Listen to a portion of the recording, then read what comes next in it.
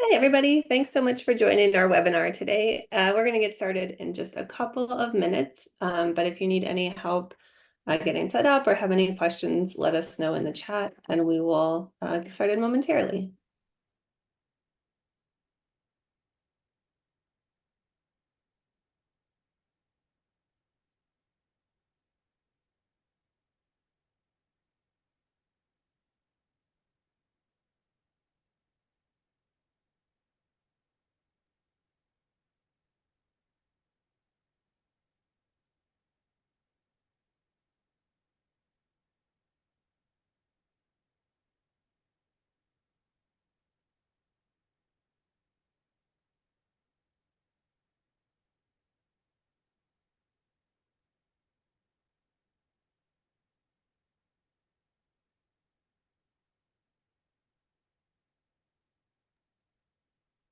Hello again. Thanks everyone for joining. We're going to give folks just another minute or two to get on and get settled. But while we do that, you can, in the chat, first of all, let us know if you have any questions or need help getting set up. And then also, if you can hop in the chat and let us know where you are calling in from today.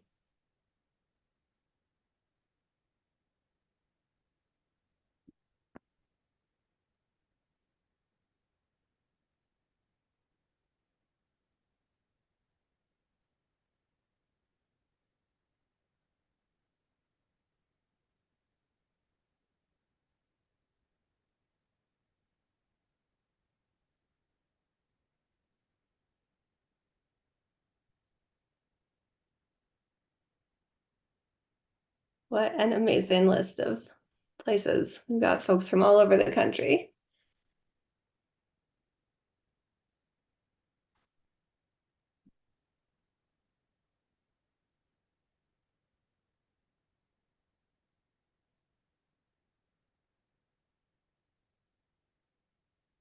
All right, I see one hand raised.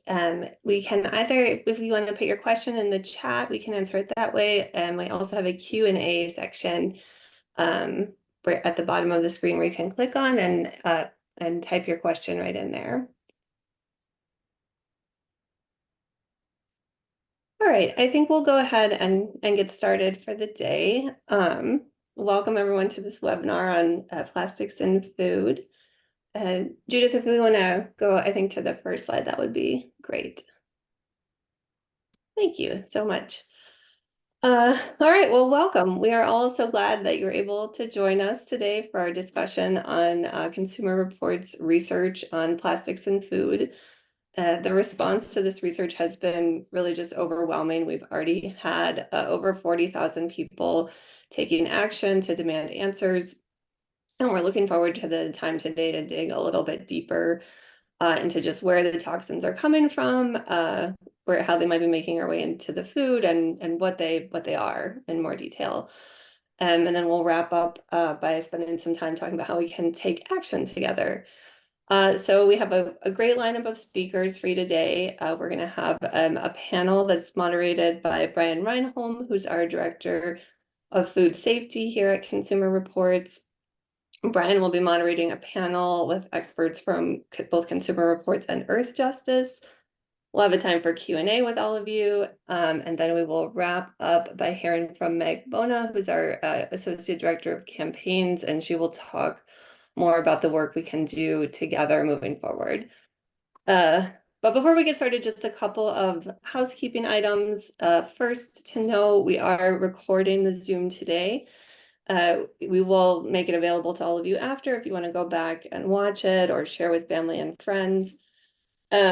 We also have a closed captioning feature. If you would like to see the closed captions, you can click at the bottom of your screen to view those. And then we also have a Q&A feature where you can get your questions queued up for the Q&A a little bit later on. And as a part of that Q&A function, you can also upvote questions that you're interested in hearing the answer on. So make good use of the Q&A button. And then finally, we just have some group agreements that we want to go through to make sure that we all have a good space today to learn and reflect and participate.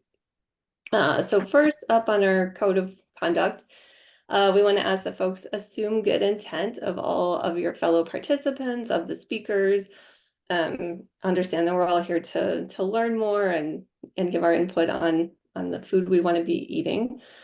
And we ask that you be respectful and remember that people are coming to this from a variety of backgrounds and experiences, and we want to make sure people have space to share those. And to that point, please speak from your own perspectives and experiences when sharing your thoughts on this work. And we all always seek to understand by asking clarifying questions of both each other and our experts. And then finally, just a request to refrain from any personal attacks or comments on either your fellow participants or presenters. Um, and a reminder that by attending the webinar, you agree to our community conduct. And if you want to know more, you can either scan the QR code or check out the bit.ly link to see the full list of community agreements. And with that, I will turn it over to Brian, and we're happy to answer any questions in the chat about getting set up or getting the resources that you need. So over to you, Brian. Great. Thank you so much, Kate. Appreciate that. Appreciate all of you joining us today. A special shout out to all of my friends in the Bay Area in California. I'm based out of Washington, but the Bay Area is from where I matriculated. So great to see so many people from there joining us. This is certainly an issue that's resonated with a lot of folks, and this is something that really hit a lot of marks with Consumer Reports in terms of social media engagement. It achieved some of the highest numbers that we've seen, and it just really demonstrates how important this issue is to all of you. And just as Kate mentioned, I'm Brian Ronholm, and I'm Director of Food Policy for Consumer Reports. And I'll be moderating today's discussion with Dr. Jim Rogers, and he is Director of our Food Safety Testing and Research. And his team, he led this project for Consumer Reports. And we're also joined by Catherine O'Brien, who's a senior attorney at Earthjustice. And Catherine and Earthjustice have been working on this issue, have done extensive work for quite a while. And so we're very pleased that she can join us to talk about their work as well. And I'll just provide a little background for this discussion and the topics we're going to cover. So what we did is we tested a wide variety of foods, including popular fast foods and supermarket staples, just to see how much plastic chemicals we consume on a daily basis. And unfortunately, the answer is quite a lot. And we found them in almost every food we tested, and many had really high levels. And the results did not depend on the type of food or the type of packaging. So that's important to note. So what we ended up doing, and Jim can go over this, is we tested the food, just the food itself. We didn't test the packaging. I think what kind of complicates this issue too is that there's no so-called safe level in food products. That hasn't been determined, mainly because it's a little tricky to do that.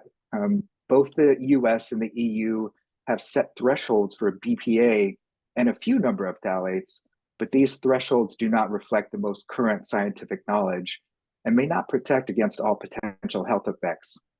Also, it's important to note that they can increase the risk of harm at very low levels, and constant exposure over an extended period of time only increases that risk.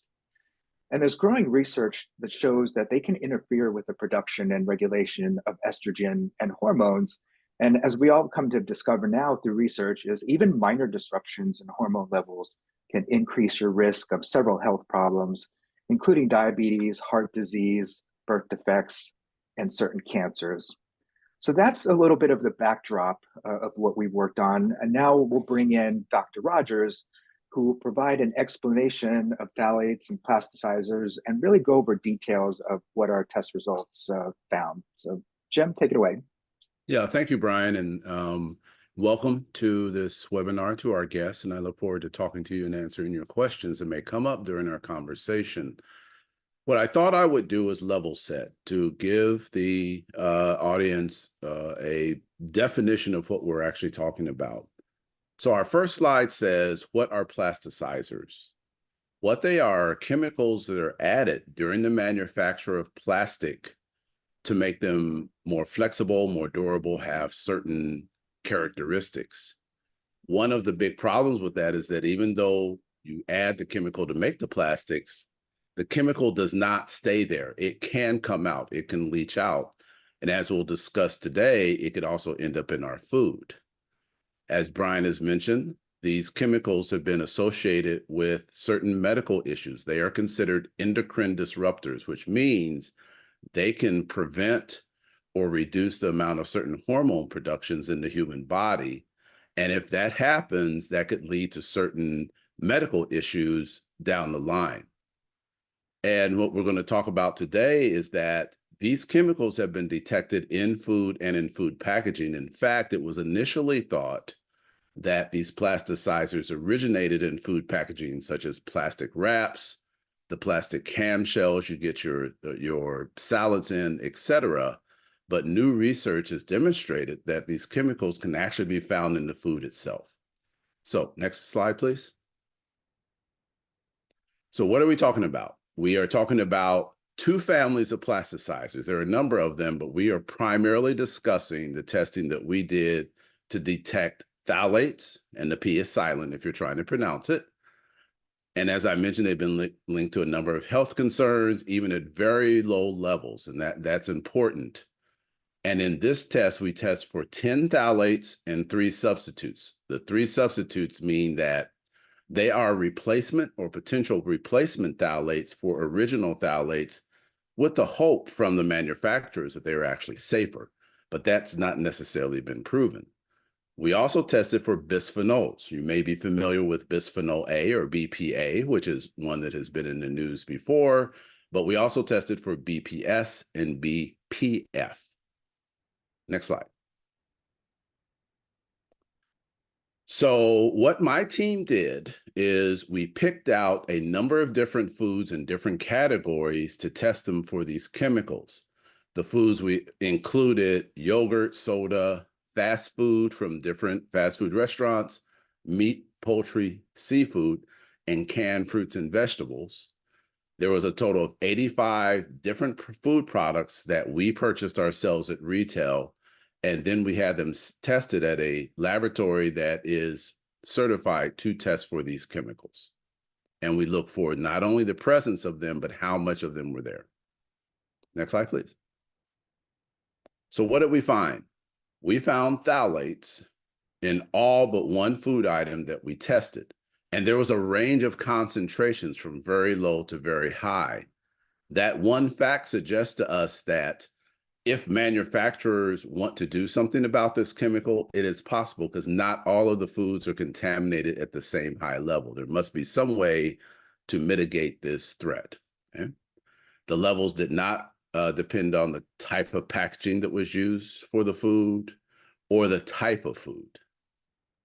The levels in organic food products were just as worrisome. In fact, the one sample of Annie's organic cheesy ravioli had the highest amount of phthalates of any of the 84 products that tested positive. So buying organic does not prevent you from being exposed to these chemicals, and especially in this case, very high levels of the chemicals. Next slide, please. But there was some good news. Back in 2009, we had tested for the presence of BPA and other bisphenols in food. And we could compare our most recent testing to what we saw in 2009. And what we saw was actually good news, that although 79% of the products we tested for bisphenols were positive, the levels were much, much lower than when we last tested in 2009. So there has been some progress with that particular bisphenol, that particular plasticizer chemical. It's not zero, but it's better than it was in 2009, and we were happy to see those results. Next slide. So you may be wondering, well, how does this happen? How do these chemicals get in our food? As I mentioned, initially, it was thought from plastic containers, wrappings, etc. And so that is usually the primary source, but it's not the only source. Further research has shown that these phthalates especially can get into our food during manufacture of the food. So if you have what are called food contact surfaces made of plastic. That's where the food is touching surfaces during manufacture. These chemicals, if present in those plastic food contact surfaces, can be transferred into the food. Where can this happen? Well, during food manufacture, there's a lot of machinery, etc. So you can get transfer of phthalates into the food if it's resting on a plastic conveyor belt, or if it's passing through tubing, or some of the ingredients are passing through tubing before it's mixed into the final product.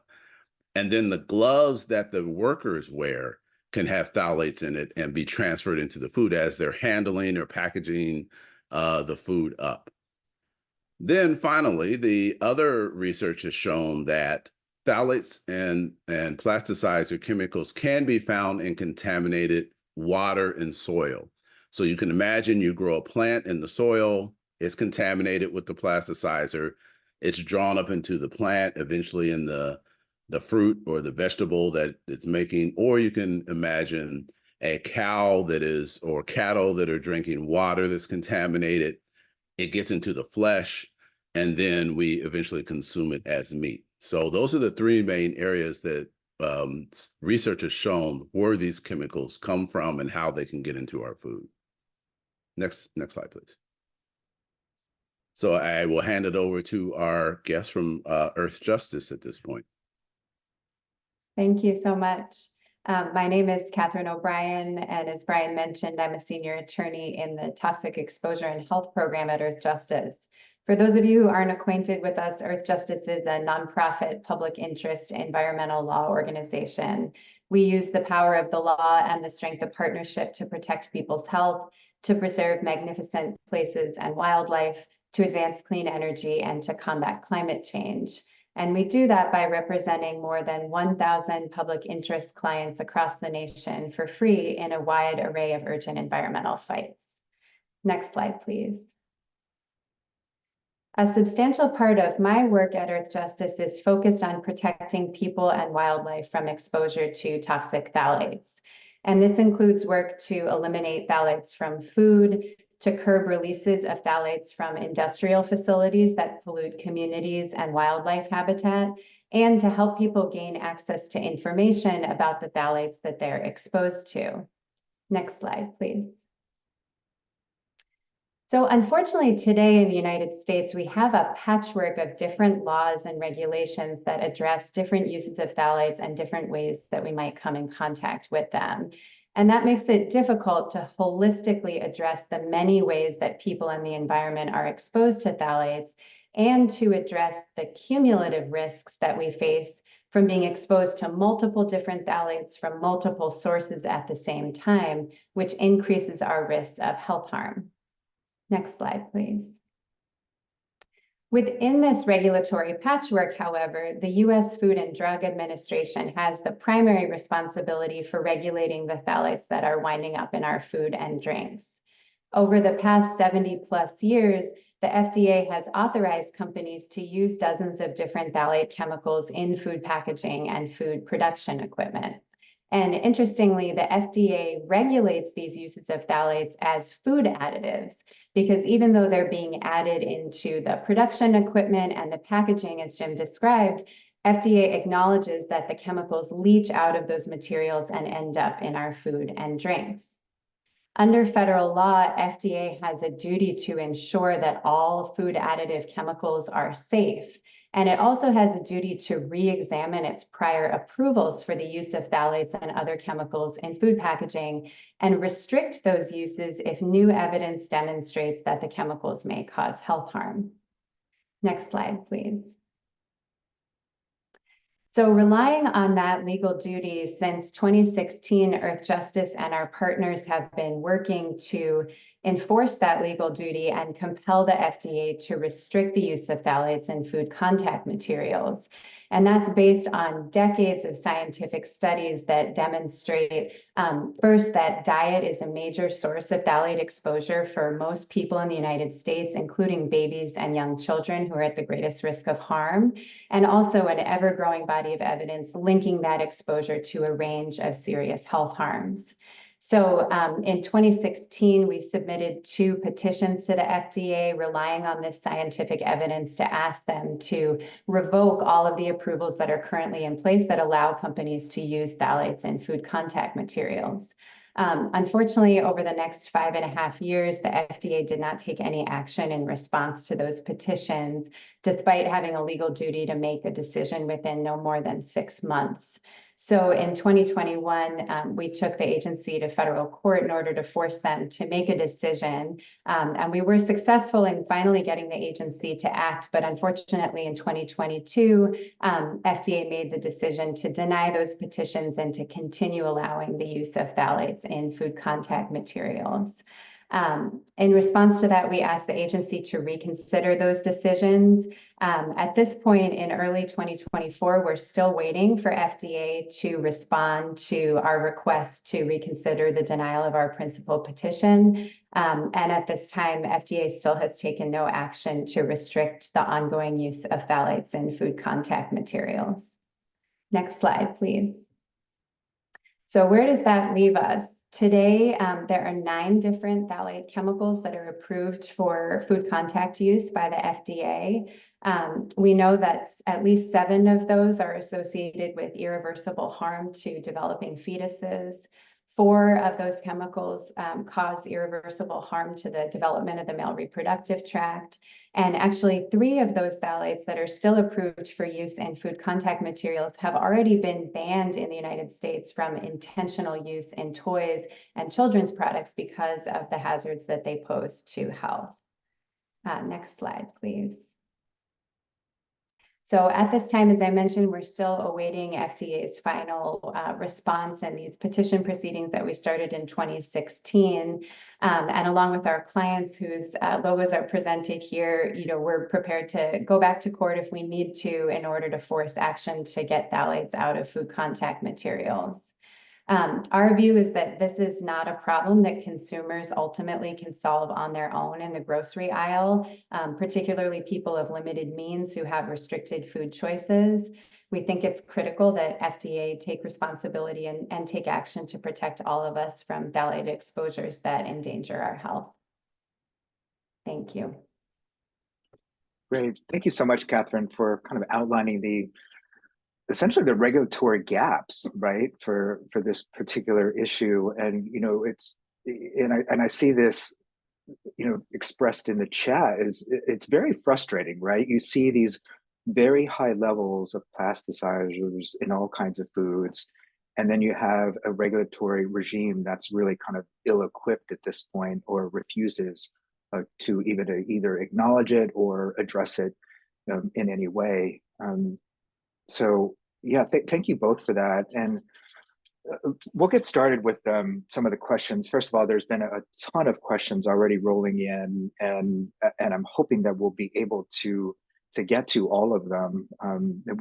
We'll certainly try our best, or at least maybe address in some way after this ends. But Jim, why don't we get started with you just real quick on a question, just in terms of the definition of a microplastic and plasticizers. Kind of clarify that, because I think there may be some confusion. We certainly get a lot of those types of questions once your testing project was released.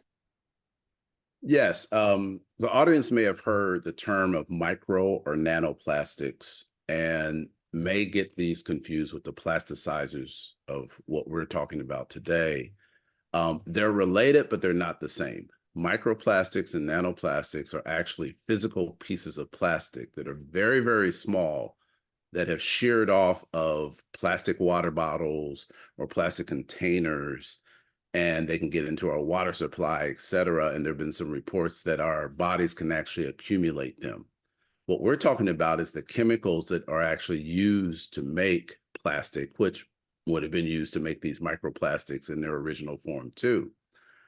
The relatedness is that these microplastics can also shed plasticizer chemicals. So they're related, but they're not the same. On what we tested were for the actual chemicals. And as I said, the micro and nanoplastics are actually small pieces of plastic. So they're related, but not the same. Right. And we'll roll right into the questions here. here's one that says regarding the use of cutting boards in our kitchens, and the question is, why does Consumer Reports recommend plastic cutting boards? Also, is it safe to microwave food with a silicone lid, or does the silicone shed toxins themselves? Yeah, Jim, do in you our have a sense of article, that? Brian, yeah, in our article, Brian, we talked about some things that consumers can do. One of them was to substitute out plastic utensils in the kitchen and to move to a silicone cutting board or a wooden one or a glass cutting board as a substitute. Same thing goes for your kitchen utensils, to use silicone, bamboo, wood, those type of kitchen utensils. Switch them out for your plastic ones, again, to reduce the exposure of your food and then you to these toxic chemicals. And what was the second question? I'm not sure I caught it. So yeah, I mean, the question involved, does the silicone shed toxins, and there's also a follow-up one kind of on pet food, which I think a lot of folks would be interested in as well. So to our knowledge, because we are recommending silicone instead of plastic, to our knowledge, these same type of chemicals are not found in silicone. And so I think there was also a question in there about using a lid, a silicone lid. That would be advisable, or even parchment paper or something like that as a lid when you microwave, but certainly do not microwave your food in plastic containers, because the heat actually makes these chemicals migrate even faster into your food. And just a follow up on the pet food issue, there was a question about that, about will this information also apply to pet foods, or are there even looser controls over the pet food industry? Now, I know that your tests didn't include pet foods, but is there enough information from the project that you led to make any type of conclusions about what might it entail for pet food? Well, I would be willing to bet you right now, Brian, that if we did test pet food, because pet food comes from our food, right? I mean, they still use the same cows for the beef and the same veggies and so on for pet food as we eat. They just might be a different quality or grown differently. But I'd be willing to bet if we did test pet food, which we didn't in this test, we would find phthalates in there also. Gotcha. Thanks, Jim.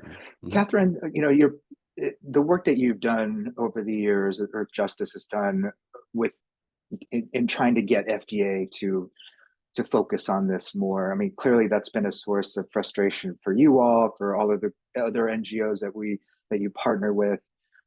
Do you get a sense? There was one comment made that the FDA needs to change the leadership there, and that actually has happened over the past year. And do you have a sense of how Jim Jones, he's the new kind of the food lead at FDA, do you have a sense of what direction they're heading? Is there an opportunity there where there might be greater focus on this issue at FDA? Thanks, Brian. I mean, we certainly hope so. As you alluded to, there is new leadership for the human foods program at FDA. And I think there's an increasing recognition that the program for reviewing existing chemicals that are being used in our food contact materials and added directly to our food is broken and really needs to be reformed. And we need to have a new direction for that. Part of the agency. I think, though, it remains to be seen whether they will make good on the promise of the new leadership. And so we're doing what we can to, frankly, continue putting pressure on the agency to take action. We feel that they've had more than enough time, well more than enough time to consider the issues and the science, and feel strongly that it's time for them to act. And we would encourage people who are participating in this webinar to contact FDA as well, which you can do through the Earthjustice website and other channels, to help them understand that this is a priority for people. Yeah, absolutely. The more we can all engage with FDA on this, and Meg can talk about this later after we finish up with the Q&A, but certainly, we all can make a difference in pushing FDA in the right direction. Just moving on to some questions on the health effects that plasticizers have. there's a couple questions that ask about whether it can cause an increase in estrogen in male infants, and the types of cancers that can be associated with these plastics. Jim, in your team's research, is there kind of a clear direction on that data? I did not see any indication that these plasticizers could increase the amount of estrogen that would be detected in males. In regards to what cancers, the literature that I reviewed indicated that there's been an association, need more research, need more data, but an association between plasticizers and certain cancers such as breast and colorectal cancer. So. Gotcha. Mhm. There's some frustration. One particular person just said there's just, we have to have a way to store leftovers. You can't use or freeze everything in glass. Mhm. And ask the question, have we tested any food containers, meaning plastic wraps, plastic bags, parchment paper, small plastic containers, and found any of them to be safe? And this person rightly points out that almost everything from the store is in a plastic, some form of plastic Right. container or plastic bag. Right. So there are some packages that we have tested, but more could be forthcoming. Is that right? Yeah, we have not done extensive testing recently to what's on the market regarding freezing. Excuse me. One thing that has been suggested, that if you wanted to freeze in plastic, that you first wrap your food, or appropriate, like in parchment paper, and then if you're going to use plastic wrap or a plastic container, freeze it in there. We already know that some of our food already comes in cardboard, for instance, in the freezer, et cetera. Yes, I know it's a dilemma, and I think that hopefully manufacturers of food storage containers will provide consumers with better options in light of the findings that we and others have had in the detection of these chemicals, both in our food and in packaging. But yes, it is a dilemma of trying to reduce your exposure to these chemicals, and we acknowledge that. Yeah.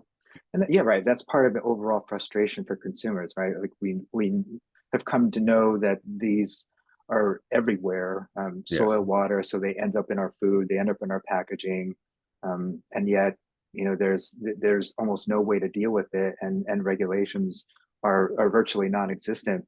And Yeah. Catherine, from the from the regulation part, going back to that, and you talked about the petition, and FDA doesn't have a great track record, as we all know, in terms of addressing petitions. They either take forever, or aren't exactly transparent when it comes to revealing how they reviewed it. Did they provide any specific reasons for denying the petition? And kind of related to that, in the meetings that you've had, were you able to get any sense of the concerns that they've expressed about the petition? Yeah, I mean, the response documents, the decisions responding to the petition when they finally came out, were very lengthy. But to distill that down, I think in essence, FDA has taken the position that there isn't enough evidence to prove that it's unsafe to use phthalates in food contact materials, that the specific uses that the agency has authorized are causing harm. And, in our view and the view of our colleagues and partners in the scientific community, that's fundamentally wrong for two basic reasons. One, the scientific evidence of harm is overwhelming at this point, and leading researchers who dedicated their careers to studying the association between phthalates and adverse health effects have met with the new leadership at FDA as recently as this fall to make this case and to offer to share their expertise with the agency's scientists. We also think, though, that FDA is just misinterpreting the law. We think that the legal standard that we have in place is actually pretty protective. It says that the agency has to have a reasonable certainty that there will be no harm to people's health from the use of a chemical in food packaging and food processing material in order to allow it. And we think the agency is just misinterpreting and misapplying that standard here. And that's part of the reason that we are relying on and turning to the courts to be a backstop and really put some sideboards on what the agency is doing and establish some more sound rules going forward. Yeah, Catherine, just a quick follow-up to that. Just in terms of how other countries around the world address this particular issue. In Europe, for example, I think many of these plasticizers are banned, and probably in other parts of the world. Just kind of through your work, are you able to kind of make a distinct difference between what the rest of the world is doing and what the US FDA is doing on this issue?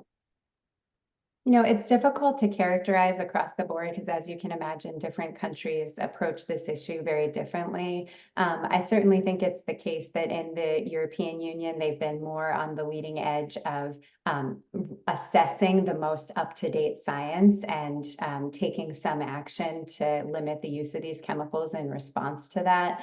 The same is true in Canada, but it's difficult to generalize. Unfortunately, I don't think it's the case today that most other countries have eliminated these chemicals from their food supply. I don't think that we're there yet. But one of the things that's most troubling to us about the approach in the United States currently is that FDA acknowledges that the last time that it actually reviewed the safety of these uses was between 30 and 65 years ago, depending on the particular phthalate. So they acknowledge that their safety assessments are incredibly out of date. And certainly we understand that and we've pointed out to them that there's a huge amount of new data and scientific studies, and it takes time to evaluate all of that. But at some point, it's the agency's responsibility to make a decision and to take action, because as we all know, in the meantime, all of the risk is landing on us. Thanks, Catherine. Now, kind of getting back to the types of foods that we consume and the potential for them to include plasticizers, one question that we had is there's an assumption that their fresh fruits and vegetables are not contaminated. And there's a question as to whether there are some studies that support that. And Jim, I would imagine that there is going to be some presence just because of the presence of these chemicals in water and in the air, and they end up in the soil where crops are grown. So there is a likelihood that there is some presence of these chemicals in fresh fruits and vegetables. And also kind of, at the store, we put them in a plastic wrap for the trip home. So there's the potential for exposure there. Do you have a sense of kind of where, how fresh fruits and vegetables compare to, say, some of the products that your team tested? Well, yeah, Brian, because in the article that our audience can see on cr.org, it's in front of the paywall, so it's free. We give some advice regarding this. And one of the things we say is eat a less processed diet, which means lean much further into fresh fruits and vegetables, because again, less processing, less touching, less conveyor belts. All this is reducing the exposure of these fresh fruits and vegetables to these chemicals. And then, just as an aside, we also say reduce your consumption of fast food, because if you look at our results, there are a number of fast food popular items that came up very, very high for plasticizers. So we would urge consumers to go toward a more fresh fruit, fresh vegetable, less processed diet type of diet to reduce your exposure. We say in the article, we can't tell you how to go to zero risk, but what we can tell you is how you can reduce your risk to these chemicals, because they're everywhere in our diet. So it's risk reduction, not risk elimination, to put it a different way. Yeah, that's a really good point. And there's some questions related to that too that I think are important to address. One is, plastics in water. Do water filters like Brita? Brita is a very popular brand that a lot of us buy. are they effective in, reducing exposure to microplastics or any type other type of water filter? Do we have a sense of that? That's a very interesting question, Brian, because we're literally talking at Consumer Reports how we can test that. Right now, I cannot answer the question, but what I can say is that it's come up on our radar, and we're trying to figure out, because there are not a whole lot of labs that we can go to help us test for microplastics or nanoplastics, especially very, very small. But we are looking into that because we want to answer that exact question. Is there something the consumer can do and purchase to filter their water, et cetera, to remove microplastics from their water? And so all I can say right now is stay tuned. Fingers crossed we can find a way to do it. And then as we usually do, we'll make recommendations and publish our results. Yeah. And Jim, getting back to your point about the food industry and fast food in particular, it links to this one question I've received about, how we should also be concerned about the health and exposure of workers in the food industry. Yes. And, I think we made the point in the article, like, one of the reasons that the fast foods tested high was the potential of the workers using plastic gloves when they prepare the foods at the restaurant. Is that right? That's true. That was one of the ways we said that these chemicals get into our food, that not only in fast food, but in the food manufacturing plants, you'll see most of the workers, they'll have hair nets, coats, but they also have gloves on their hands. What we would advocate for is that before a fast food restaurant or industry or the food manufacturing industry issues these gloves, that they actually make sure that the gloves themselves do not have plasticizers in them, not only to prevent it from transferring into our food, but also transmitting through the skin of the workers that are wearing these gloves for hours and hours and hours during their shift of preparing the food that we eat. So yes, I would suggest that they should make sure that these gloves are not hazardous both to us, our food, and to the workers themselves. Yeah. Thanks, Jim. There's a lot of good questions rolling into about, the actions of the FDA and specifically as it relates to political will. And I think that's a good point. And in fact, and Catherine, I want to loop you into this part. You mentioned that a lot of these issues, a lot of the reviews have been pending for many years, many decades, spanning several administrations, and which would seem to demonstrate that it's less about political will than it is about kind of bureaucratic will within the agency. Perhaps you throw in a lack of resources, and there's almost a number of reasons why an issue like this isn't on the front burner at FDA. And when it's not, as we know through our work dealing with the FDA, if it's not on the front burner, it tends to languish for years and years, regardless of what administration is in charge. I wonder, can you kind of just talk through some of that, where you think where FDA can do better? I mean, you've outlined some of that already, but what are some of the nuances in play here that have allowed an issue like this to languish for so long? That's a great question, Brian. And I think that you've pointed to some of the factors, and I think that there are many. I mean, certainly we acknowledge that FDA has to deal with a number of different kinds of issues related to food safety, including things like listeria outbreaks that crop up and require an urgent, immediate response. I think, unfortunately, as you also alluded to, the part of the agency that's responsible for chemical safety, for reviewing whether these additives that are being used in food and food contact materials are safe, has really been under-resourced.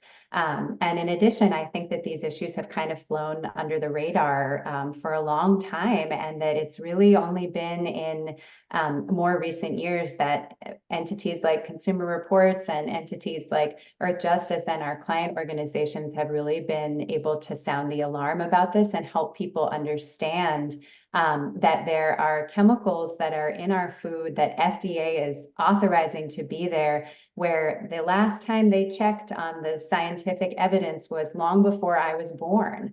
And I think that, you know, a lot of it has to do with needing to put a spotlight and more pressure on the agency to make this a priority, because of course there are many other priorities that they have to deal with.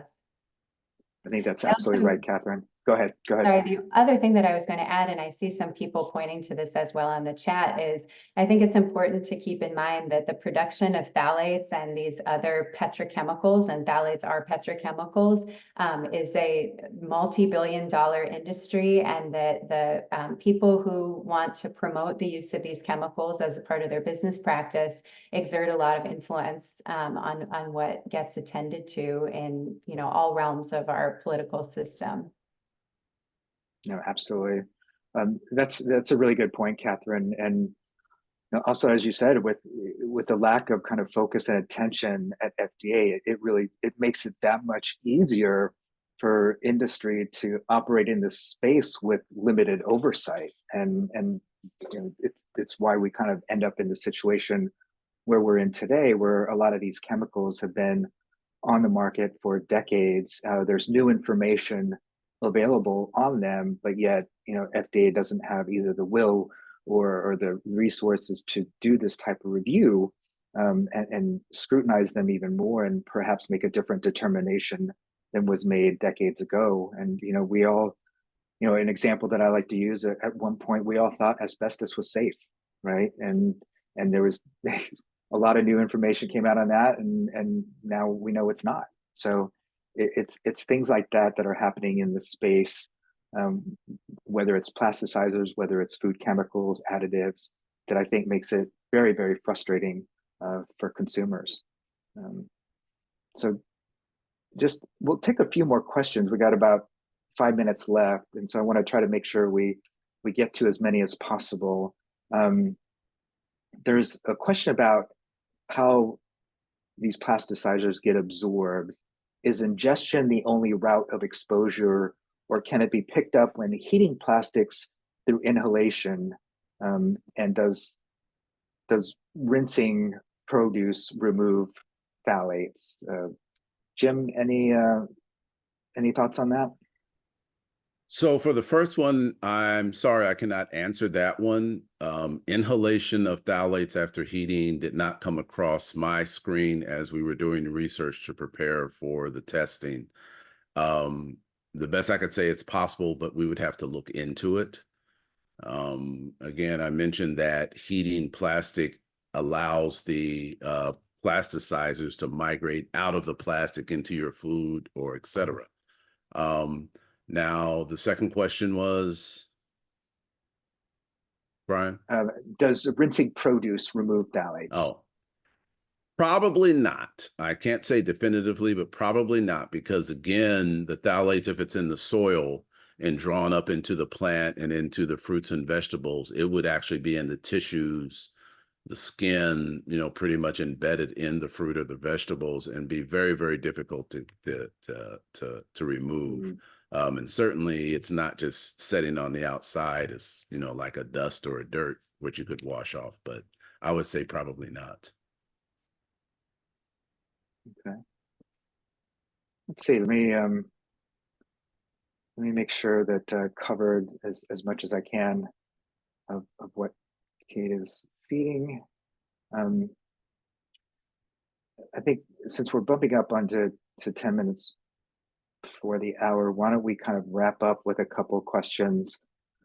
One is, you know, does frozen food packaging result in lower phthalate contamination of contents? And Jim, I would think that if there are frozen foods that use plastic wrapping, the results would be similar. But does freezing kind of offer any type of reduced risk based on what Not that we're you've seen? aware of. In fact, as you know, a lot of frozen foods are stored frozen for a long time, which gives more of a chance of the plasticizers to migrate into the food, as opposed to fresh food. If we bought a fresh salad at the store, we're going to eat it in a couple of days. So I would say no. Again, because Okay. there is that extended contact time of a frozen product. Yeah. Last couple questions. One is an interesting one about Washington, D.C. Does the drama in Washington take away from the real issues that we're all trying to address today? When was the last time Washington put an emphasis on this topic? And it's a great question. As those of us who work on policy, Catherine and I on a daily basis see kind of the mishigas, if you will, of what happens in Washington and how that can have an impact on policies such as this. And I would say the short answer is yes. I mean, when you have a lot of drama playing out, overall political drama, it does tend to allow for issues like this to get overlooked. It's certainly a difficult issue anyway within the very agency that has jurisdiction over it, which is the FDA. But then when you kind of layer on top of that kind of the political drama, it certainly exacerbates the issue. Catherine, I don't know if you wanted to add something to that. No, I agree with all of that, Brian. And I also think, as I mentioned earlier in my presentation, it's also just a complicated landscape in terms of which parts of the government have responsibility for controlling different parts of this risk. And, I would also note we put a lot of emphasis on FDA in this conversation about food appropriately. The EPA also has a really important role to play in the regulation of phthalates, including in particular, someone mentioned earlier, the important topic of how workers are exposed to phthalates, both in food preparation and food processing settings, but also there are workers who are manufacturing phthalates. There are workers who are manufacturing the plastic to which the phthalates are added. And then there's the people who live near the fence line of those facilities and are being exposed in their air and their water in addition to their food. And all of that is the responsibility of the EPA to deal with. And, to bring it back to your question, yes, I do think that, there's so much that's demanding people's attention in the public and in Washington.